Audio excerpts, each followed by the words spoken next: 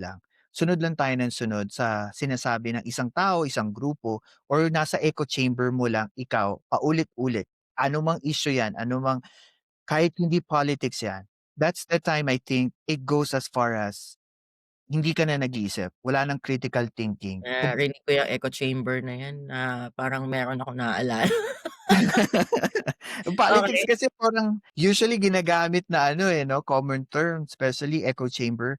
Kasi there Nakakasawa din kasi yung alam mo ulit, paulit-ulit na issue, ulit-ulit, wala ka namang mapatunayan, ulit-ulit lang correct. And, I think it's also disservice for yourself na parang hindi ka na ka-question, hindi ka na skeptic sa mga naririnig mo, and then you're just trying to prove na totoo yun kasi tingin mo totoo siya, pero there's no proof on mhm, what you heard.